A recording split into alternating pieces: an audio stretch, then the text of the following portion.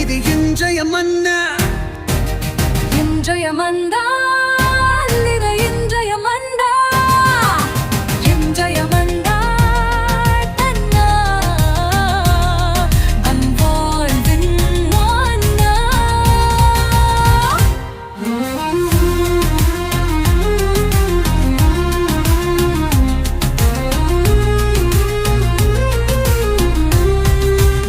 இயேசு கிறிஸ்துவுக்கு பிரியமான அன்பு இறை உறவுகளே, நண்பர்களே, இதோ சிறப்பாக இந்த புதிய நாளிலே உங்கள் ஒவ்வொருவரையுமே சந்திப்பதிலே மிகுந்த மகிழ்ச்சி. இன்று வெள்ளிக்கிழமை, இயேசுவின் திரு இருதயத்திற்கு ஒப்பு கொடுக்கப்பட்ட நாள். இரக்கத்தின் ஆண்டவருக்கு, இறை இரக்கத்தின் ஆண்டவருக்கு உகந்த நாள். எனவே இறைவனுடைய அன்பும் அவருடைய இதயம் நமக்காக துடித்து கொண்டிருக்கிறது. அவருடைய இரக்கத்தினால் நாம் பல்வேறு நன்மைகளை அனுபவிக்கிறோம். எனவே இந்த வெள்ளிக்கிழமை பக்தி முயற்சியை கடைபிடிப்போம். நற்கருணை நாதரை முகமுகமாக தரிசித்து அவருடைய இரக்கத்தை பெற நாம் கொடுக்கப்பட்ட நேரத்தை பயன்படுத்தி இறைவனோடு இணைந்து வாழ முயற்சி எடுப்போம். அன்பானவர்களே, இன்று சிறப்பாக உலக தொழுநோய் ஒழிப்பு நாளை நினைவு கூறுகிறது. தொழுநோய் என்பது தொடக்கத்திலே அதிகமாக ஒரு தொற்று நோயாக அனைத்து மக்களையும் பாதித்தது. அந்த தொழுநோயாளர்கள் அது ஒரு தொற்று நோயாக உடனடியாக பரவக்கூடியதாக இருந்ததால் அந்த தொழுநோயாளர்களை தனிப்பட்ட ஒரு இடத்திலே வைத்து பாதுகாத்தார்கள். அவர்கள் மக்களோடு நெருக்கமாக இணைந்து இருக்கக்கூடாது. இதெல்லாம் நம்ம விவிலியத்தில் படிக்கிறோம். ஊரோரமாக ஒதுங்கி இருந்த தொழுநோயாளர்களை இயேசு சென்று சந்தித்து விடுதலை கொடுக்கிறார். அவர்கள் வியாதியை குணமாக்குகிறார். இன்றும் ஒரு சில இடங்களிலே இந்த தொழுநோய் வந்து கொண்டுதான் இருக்கிறது. அந்த ஒழிப்பு, அந்த அவேர்னஸ், அது எதனால் வருகிறது, அதை வராமல் எப்படி தடுப்பது என்றெல்லாம் அந்த ஒழிப்பு நாளை இன்று உலகத்திலே கொண்டாடுகிறார்கள். எனவே அந்த கொண்டாட்டம் அல்ல, ஒரு விழிப்புணர்வு. அந்த வியாதி இன்னும் பரவாமல் இருக்க நாம் நல்ல உடல் ஆரோக்கியத்தோடு வாழ வேண்டும் என்று இந்த நாளானது சிறப்பிக்கப்படுகிறது. எனவே இப்பொழுது இருக்கிற தொழுநோயாளர்கள் விரைவில் இறைவனுடைய அருளால் நல்ல உடல் சுகம் கிடைக்க வேண்டி சிறப்பாகவே ஜெபிப்போம். இந்த வியாதி இன்னும் தொடராமல் இருக்க வேண்டும் என்பதற்காக கூட இயேசுவினிடத்திலே நமது மன்றாட்டுக்களை ஏறெடுப்போம்.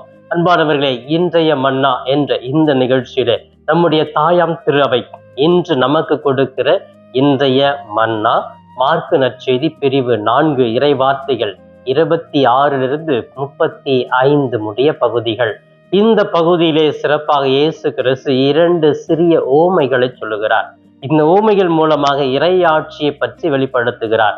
இறை ஆட்சி என்பது இறைவன் நம்மை ஆளக்கூடிய ஒரு ஆட்சி. எனவே இந்த உலகத்தில் மனிதர்கள் நம்மை ஆண்டுவிடக்கூடாது, தீய சக்திகள் நம்மை ஆண்டுவிடக்கூடாது. இறைவன் நம்மை ஆள வேண்டும், அந்த ஆட்சிக்குள் நாம் இருக்க வேண்டும் என்பதற்காக இயேசு கிறிஸ்து இறையாட்சி என்பது எப்படிப்பட்டது, அது புரிந்து கொள்ள முடியாத அளவுக்கு இருக்கிறதா என்றெல்லாம் இல்லை, சாதாரணமான ஒரு கருத்துக்கள் மூலமாக இயேசு தெளிவாக விளக்குகிறார். இறையாட்சி என்பது இப்படித்தான் இருக்கும் என்று 2 சிறிய ஓமைகள். முதல் ஓமையிலே ஒருவர் விதைக்க சொல்கிறார், விதைக்கிறார்.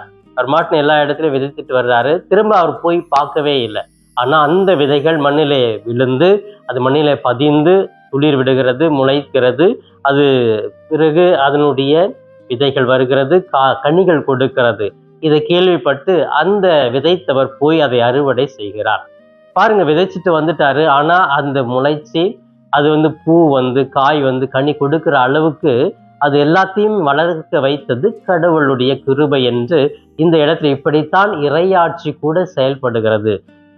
கடவுளுடைய வார்த்தை விதைக்கப்படுகிறது, ஆனால் அது எப்படி ஒரு மனிதனுடைய உள்ளத்திலே இருந்து வளர்கிறது என்று கடவுள் வளர வைப்பார். அந்த இறையாட்சிக்குள் கடவுள் ஒவ்வொரு நாளும் நமக்கு நினைவுபடுத்தி வளர வைப்பார்.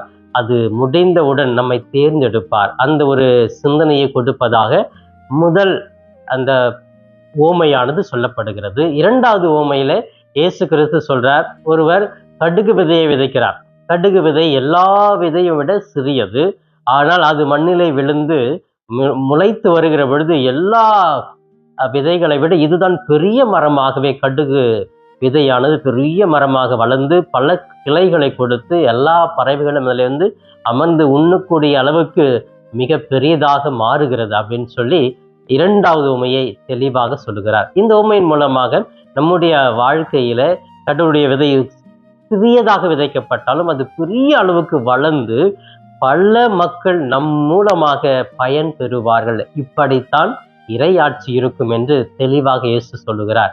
ஆம் பிரியமானவர்களே, சிறிய தொடக்கமே பெரிய வளர்ச்சி. இன்னைக்கு அந்த கடுகு விதை தான் ஒரு மனிதர் மூலமாக இன்னைக்கு உலகம் முழுவதும் கத்தோலிக்க திரு அவையானது வளர்ந்திருக்கிறது, தொடர்ந்து வளர்ச்சி நோக்கி பயணிக்கிறது, இன்னும் தோய்வடையாமல் தனது பணியை செய்கிறது என்றால் அன்று இயேசுவால் தொடங்கப்பட்ட ஒரு சிறிய விதை, அந்த பேதுருவால் தொடங்கப்பட்ட ஒரு திரு அவை இன்னைக்கு பெரிய அளவில் இருக்கிறது. காரணம் அதுதான் இறையாட்சி. இறைவன் எவ்வளவுதான் சிறியதாக இருந்தாலும் அதை வளர வைப்பது, அந்த வளர்ச்சியிலே பல மக்கள் பயன்பெற வேண்டும் என்று நினைப்பது இறைவனுடைய நல்ல குணமாக இருக்கிறது என்பதை புரிந்து கொள்ள வேண்டும். அன்பானவர்களே, சிறப்பாக இந்த 2 ஊமைகள் மூலமாக இயேசு நமக்கு சொல்லுவது இறையாட்சி என்பது விதைக்கப்படுகிறது, அந்த இறையாட்சியை வளர்ப்பது இறைவனே, அவர் உங்களை வழி நடத்துவார். அப்ப இப்படிப்பட்ட ஊமைகள் மூலமாகத்தான் இறையாட்சியை பற்றி, நல்ல வாழ்க்கையை பற்றி இயேசு போதித்து கொண்டே இருக்கிறார். இந்த நற்செய்தி இறுதியில் அழகாக சொல்லப்பட்டிருக்கிறோம். அவர் ஊமைகள் அன்றி வேறு எதுவுமே மக்களிடம் பேசியதில்லை. சின்ன சின்ன ஊமைகள் மூலமாக நல்ல கருத்துக்களை மக்கள் மனதிலே பதியும்படி செய்கிறார். ஏன்னா அவர்களுக்கு கல்வி அறிவு இல்லை, எந்த சயின்டிஃபிக்காக அவங்களுக்கு பேச முடியாது. அந்த காலத்து அந்த சூழ்நிலை அந்த ஊமைகளை தான் சொன்னார். அது அன்னைக்கு மட்டும் இல்லை, இன்னைக்கு நம்ம பெரிய அளவில் வளர்ச்சியை நோக்கி பயணிக்கிறோம்.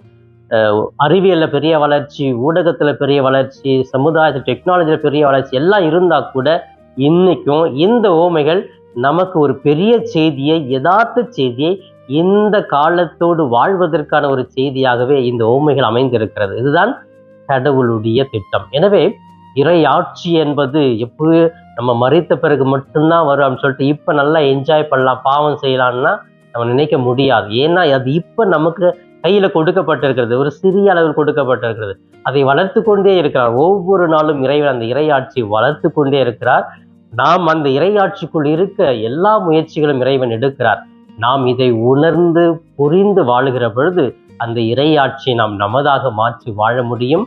பல்வேறு நல்ல செயல்களை நமது வாழ்விலிருந்து பிறருக்கு செய்ய முடியும். அந்த கடுகு விதை, சிறிய விதை வளர்ந்து பெரிய மரமாக, நம்ம ஆலமரம் சொல்லலாம். ஆலமரம் எவ்வளோ பெருசு, அவ்வளவு பெருசா வளர்ந்து பல பறவைகளுக்கு, பல மக்களுக்கு நிழலை கொடுத்து உதவியாக இருக்கிறதை போன்று நாமும் அந்த இறையாட்சி சிறியதாக நம்முள் விதைக்கப்படுகிற பொழுது ஒரு பெரிய மனிதர் நம்பிக்கையாளர்களாக மாறுகிறோம்.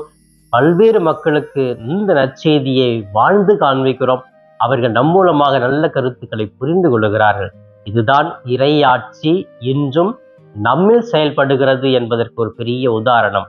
எனவே பிரியமானவர்களே, இந்த நாளிலே சிறப்பாக வெள்ளிக்கிழமை வேளையிலே இறை இரக்கத்தின் ஆண்டவரிடத்திலே ஜெபிப்போம். இந்த தூய இருதய ஆண்டவரிடத்திலே ஜெபிப்போம்.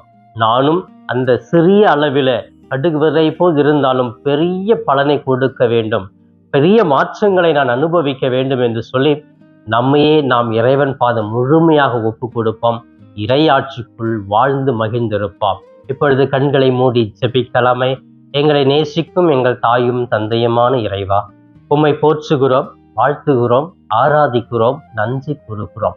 அன்பு தெய்வமே, எங்கள் ஒவ்வொரு நாளும் நீர் கரம் பிடித்து வழி நடத்துகிறேன். எங்களுக்கு தேவையான அனைத்தையுமே வாரி வழங்கி கொண்டிருக்கிறேன். சிறப்பாக ஓமைகள் அஞ்சு வேறு எதுவும் நீர் பேசியதில்லை. ஓமைகள் மூலமாக, சிறு சிறு காரியங்கள் மூலமாக இறையாட்சியினுடைய விழுமியங்களை தெல்ல தெளிவாக ஆழமாக பதிய வைக்கிறீர்.